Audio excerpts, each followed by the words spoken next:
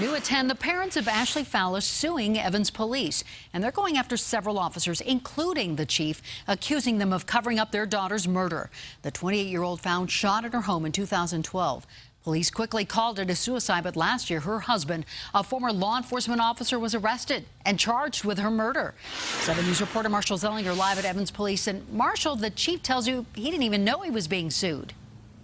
He tells me he found out from the news earlier this evening. Chief Rick Brandt, one of 5 officers with Evans Police, named in the lawsuit for their role in the investigation that went from a suicide to a murder.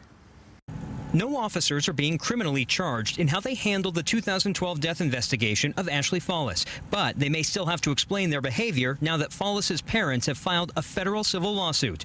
Ashley Fallis was found shot to death in her home on New Year's Day 2012. The next day, her death was ruled a suicide. 2 years later, the case was reopened, and her husband, Tom Fallis, was arrested in Indiana for her murder.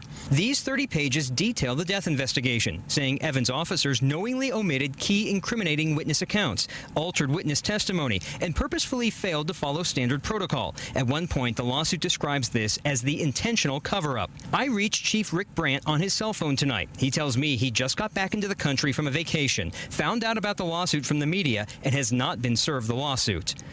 We also went by the home of City Manager Aiden Hogan to find out if the police chief and other officers named in the lawsuit would remain on the job. He would not come to the door, but the person who did told me we should talk to him during business hours. And when I called him on the phone from his driveway, "Hi, Aiden, this is Marshall Zellinger," he told me he did not want to talk because we would twist his words.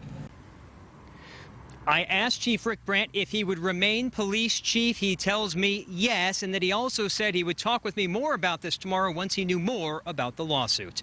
Reporting live in Evans, Marshall Zellinger, 7 News.